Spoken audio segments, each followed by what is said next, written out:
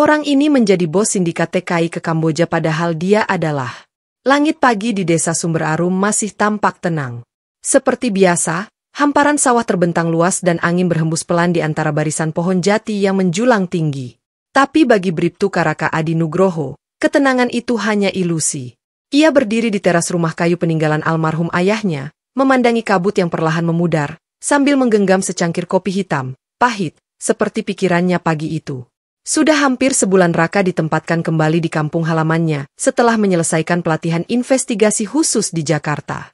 Usianya baru 32 tahun, tapi dedikasinya telah lama mencuri perhatian para atasan. Ia dikenal sebagai polisi muda yang bersih dan keras kepala soal prinsip.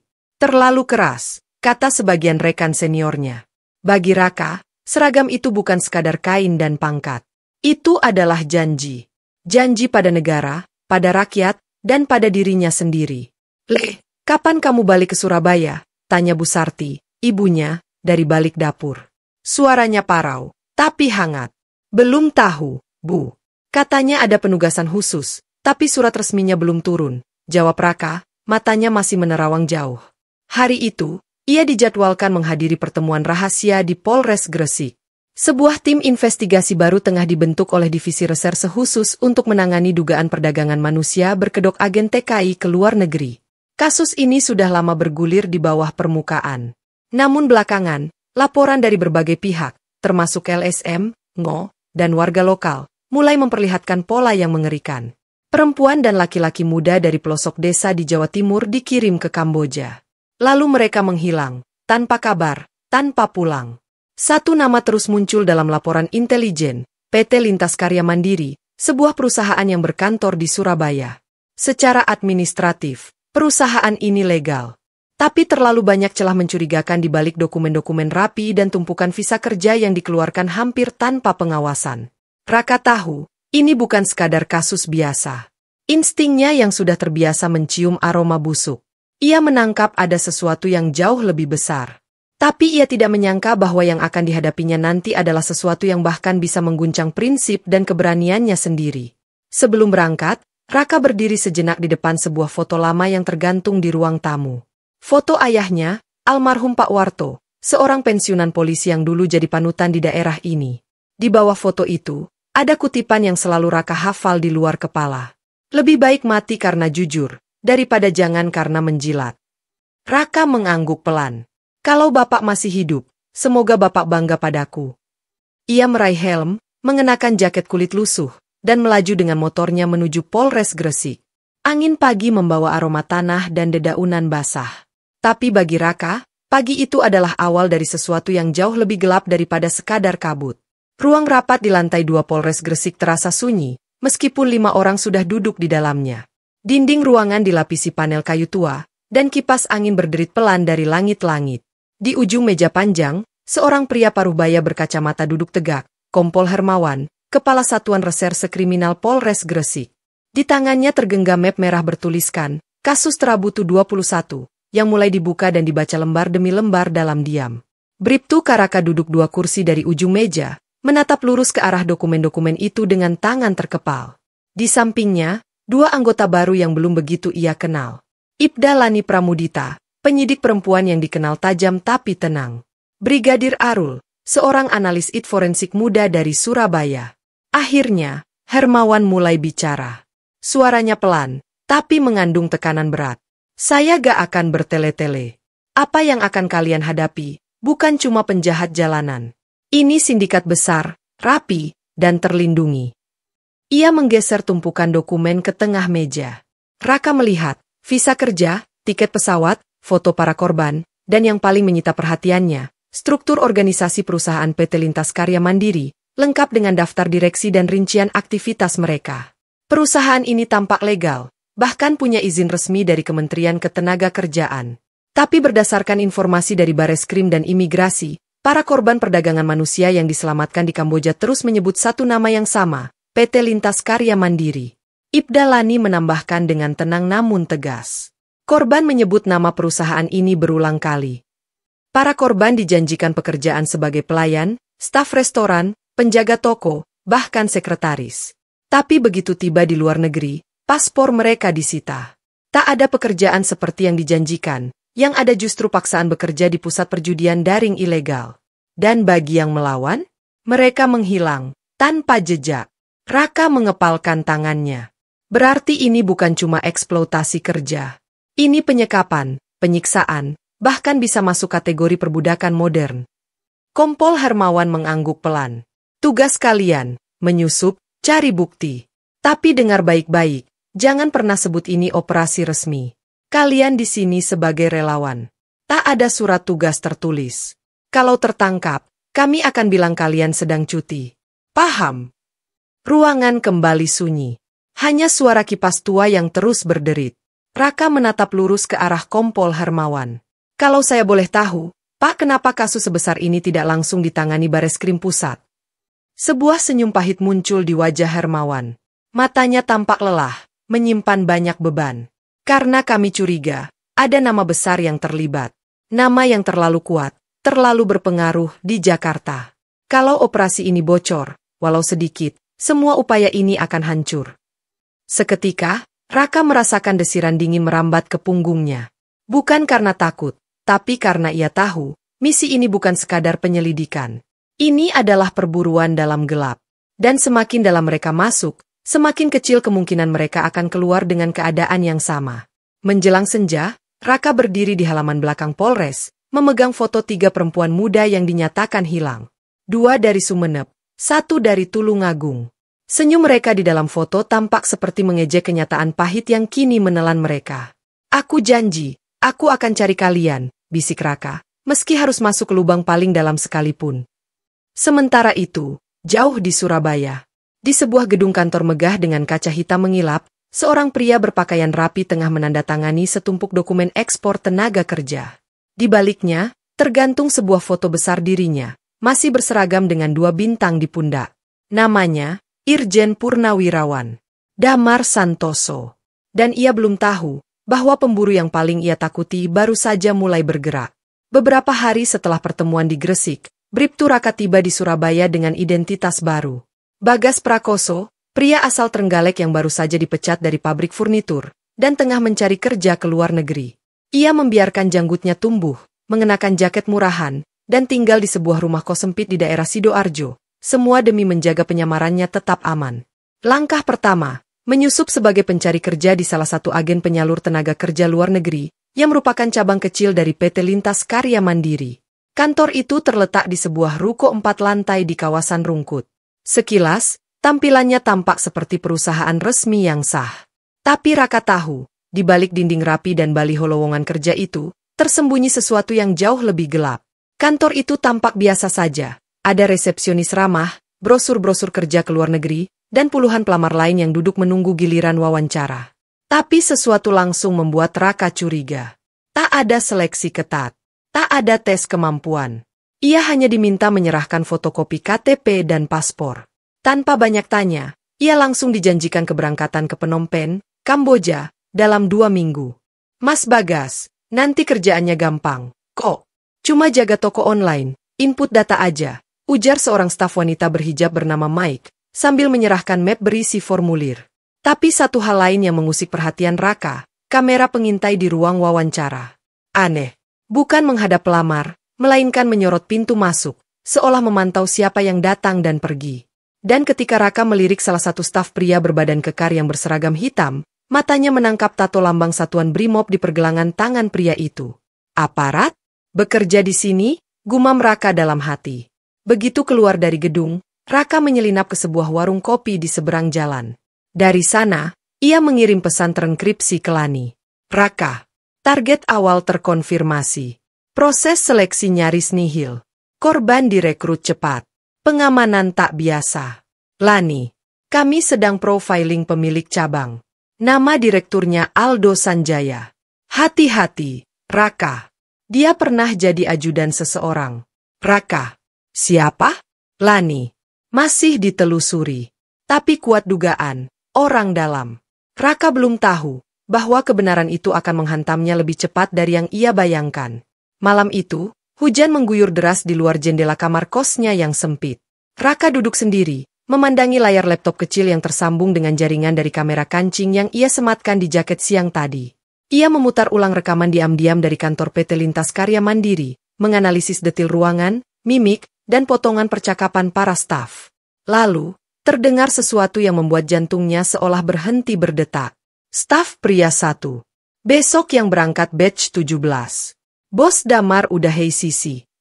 Staf pria 2. Cepet juga. Padahal baru deal sama orang sana minggu lalu. Staf pria 1. Ya iyalah. Bos kita itu punya jalur khusus. Dulu aja pas masih di Mabes, ngatur operasi lintas negara kayak main catur. Raka membeku. Ia mundur beberapa detik. Memutar ulang bagian itu. Bos Damar. Nama itu menghantamnya seperti kilat di tengah malam. Irjen Purnawirawan. Damar Santoso. Sosok yang dulu jadi mentornya saat pendidikan di SPN Mojokerto. Pria yang pernah mengangkatnya dari jurang keraguan, yang mengajarkan arti pengabdian, integritas, dan kejujuran. Pria yang dulu dielu-elukan sebagai pendekar anti perdagangan manusia di tubuh Polri. Dan sekarang, namanya muncul sebagai bos besar sindikat perdagangan manusia. Raka terduduk lemas. Tangannya bergetar, pikirannya kacau. Ia mencoba menyangkal, mencari alasan bahwa ini mungkin hanya kesamaan nama, atau salah paham. Tapi semua harapan itu hancur 5 menit kemudian. Sebuah email anonim masuk. Subjek. Masih percaya sama panutanmu? Isi. Lihat file terlampir. Itu video saat Damar bertemu klien dari Kamboja. Kalau kau ingin tetap hidup, berhenti sekarang. Ini peringatan. Dengan napas berat, Raka membuka file tersebut. Sebuah video berdurasi 2 menit. Terlihat jelas Irjen Purnawirawan Damar Santoso duduk bersama 2 pria asing, berbicara dalam bahasa Inggris fasih. Di atas meja, ada segepok paspor dan uang tunai. Dan saat itu juga, untuk pertama kalinya sejak penyelidikan ini dimulai, Raka merasa takut. Bukan karena sindikat ini besar, tapi karena musuh yang harus ia hadapi adalah seseorang yang dulu ia percaya sepenuh hati. Raka memutuskan pindah tempat tinggal. Rumah kos lamanya terlalu berisiko setelah kamera penyamarannya nyaris ditemukan oleh staf keamanan kantor. Di sebuah hotel murah di pinggiran kota, ia menyusun laporan penyelidikan yang mulai menumpuk. Rekaman video, transkrip pembicaraan, daftar nama korban, dan bukti keterlibatan Irjen Purnawirawan Damar Santoso. Laporan itu ia kirim langsung ke email pribadi Kompol Hermawan, disertai pesan singkat. Pak, saya butuh dukungan tim lebih cepat. Ini lebih besar dari yang kita duga. Damar bukan sekadar terlibat, dia yang mengendalikan semuanya. Namun, tak ada balasan. 1 jam, 2 jam, 3 jam. Sunyi. Ia mencoba menelepon Lani, tidak aktif. Telepon rumah Hermawan, tidak tersambung. Dan perlahan, ketakutan berubah menjadi kecurigaan. Raka mengaktifkan jalur komunikasi cadangan. Ia mengirim pesan ke Brigadir Arul. Bro, ada apa ini? Hermawan hilang. Lani juga. Arul menjawab. Jangan kontak lagi lewat jalur ini. Kami ditarik mendadak ke Jakarta. Operasi dihentikan. Semua data disita, termasuk server. Aku kirim sinyal pendek. Jangan kembali. Kau sedang diincar. Jantung Raka berdegup keras.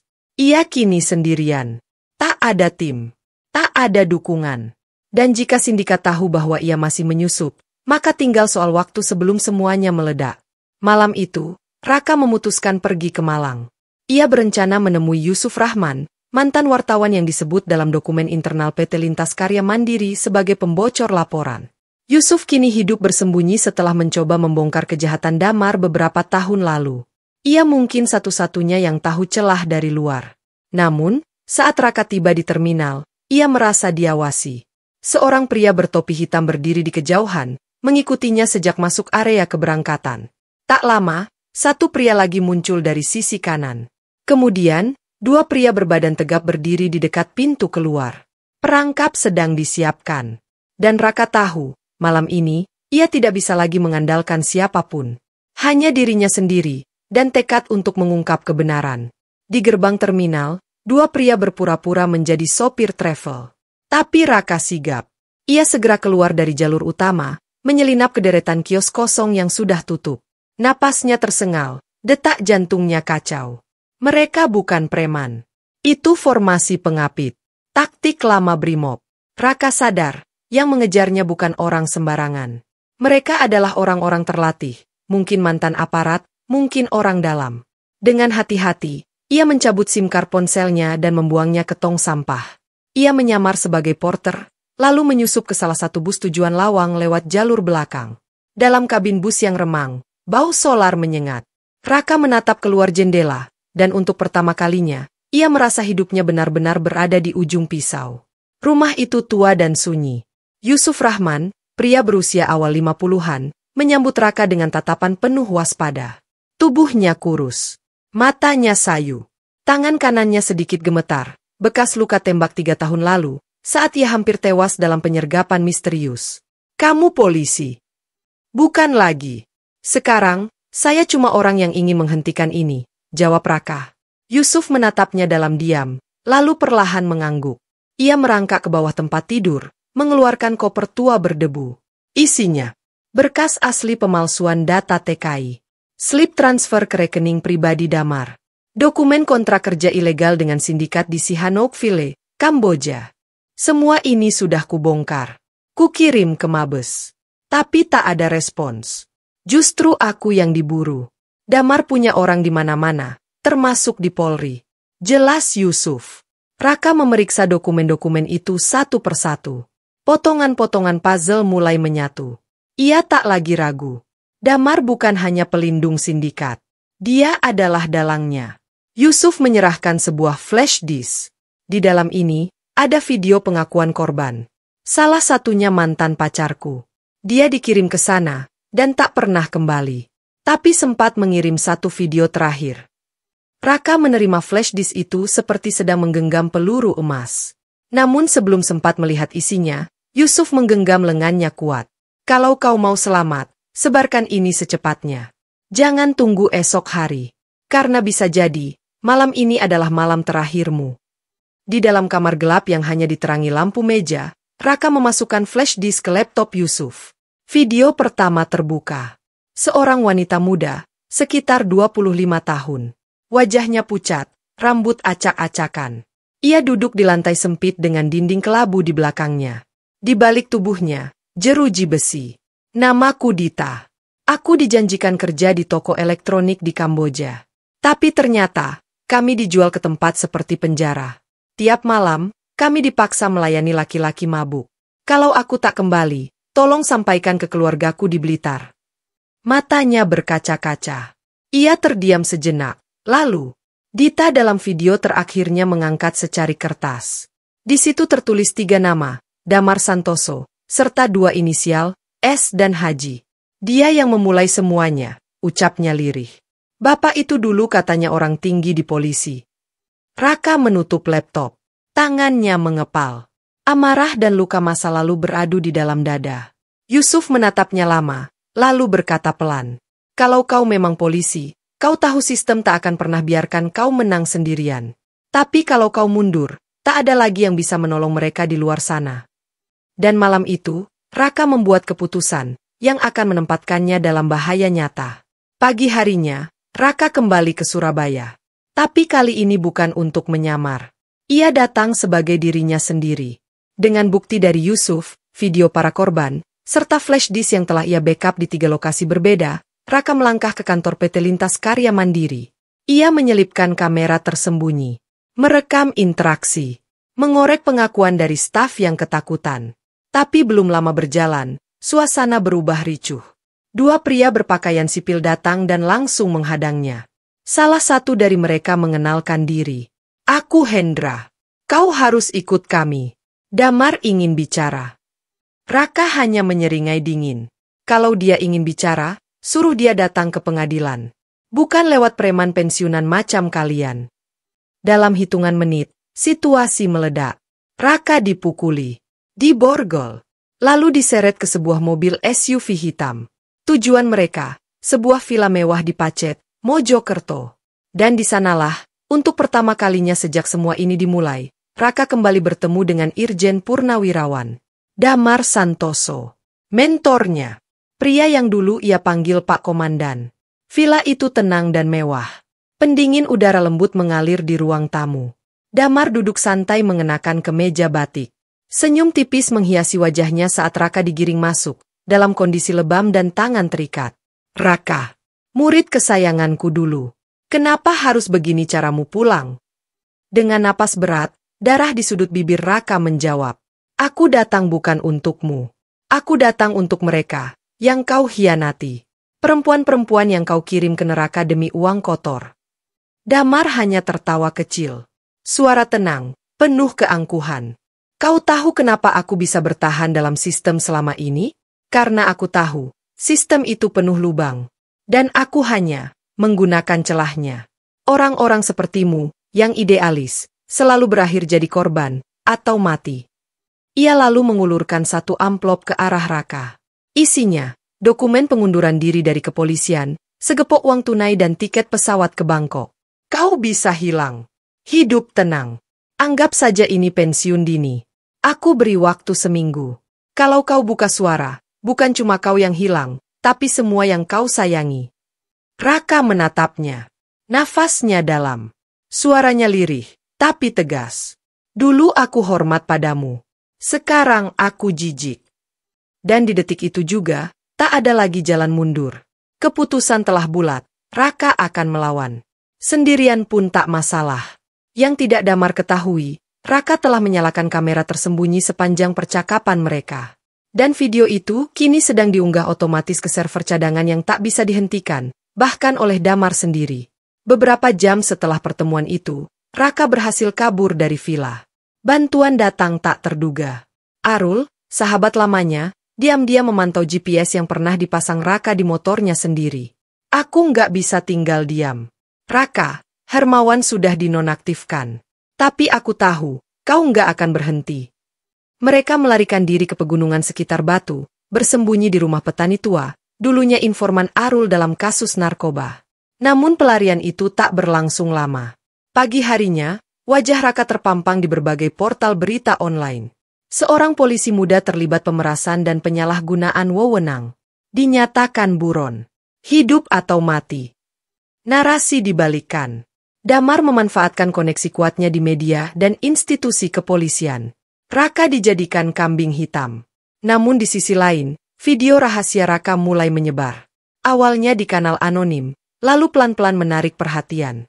Beberapa akun Twitter dan jurnalis independen mulai bertanya, kenapa polisi muda berprestasi tiba-tiba diburu?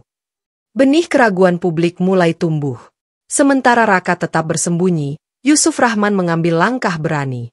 Ia menyerahkan semua bukti pada Aliansi Jurnalis Merdeka dan menghubungi jaringan media luar negeri yang lebih netral. Video Dita yang sempat viral di kalangan bawah tanah, kini muncul dalam dokumen terpendek. Tiket ke Kamboja, perempuan, polisi, dan neraka di baliknya. Efeknya dahsyat. Salah satu korban selamat, Sari, muncul di kanal YouTube investigatif dan bersaksi langsung. Saya dijual. Tiket saya dibayari oleh PT Lintas Karya Mandiri. Dan saya tahu siapa bos besarnya, mantan Jenderal Damar Santoso. Kesaksian ini mengguncang publik. Tagar tangkap Damar jadi trending. Wartawan mulai mendatangi Mabes Polri. Desakan publik membesar. Pejabat mulai gelisah. Namun publik tak tahu, Yusuf dibuntuti. Dan malam itu, ia ditemukan tewas di sebuah losmen kecil di Tulungagung. Surat kematiannya menyebut, serangan jantung mendadak. Tapi Raka tahu, Yusuf dibungkam. Kematian Yusuf justru menyulut bara perlawanan. LSM mulai turun tangan. Komnas HAM membuka jalur khusus penyelidikan. Pihak Mabes mulai terpojok. Bahkan Kapolri diminta beri pernyataan resmi. Dan pada malam keempat pelarian, Raka diundang bicara secara langsung oleh seorang staf tinggi. Seorang utusan datang melalui jalur rahasia. Presiden ingin mendengar langsung dari Anda, Pak Raka. Bukan versi Damar. Kami hanya punya waktu 20 menit. Lokasi akan dikirimkan. Ini bisa jadi satu-satunya kesempatan Anda bicara sebelum negara memilih untuk diam. Raka sadar, inilah peluang terakhirnya. Di sebuah ruang rahasia di rumah dinas Jakarta, ia bicara. Lugas, tanpa kompromi. Ia beberkan seluruh bukti, siapa saja yang bermain, bagaimana jaringan itu bergerak, dan bagaimana hukum telah dibeli. Presiden mendengarkan dalam diam. Namun kalimat terakhirnya menggema. Namamu akan dibersihkan. Tapi itu tak akan cukup menebus apa yang telah hilang dari negeri ini. Tepat 1 minggu kemudian, Irjen Purnawirawan Damar Santoso resmi ditetapkan sebagai tersangka. Penangkapannya mengguncang. Media mencurahkan perhatian besar. Terkuak bahwa jaringan perdagangan manusia itu menjalar ke banyak pihak, pejabat tinggi, mantan perwira, hingga pemilik perusahaan fiktif. Damar dijerat dengan berbagai pasal, penggelapan, penyalahgunaan wewenang, dan tindak pidana perdagangan manusia.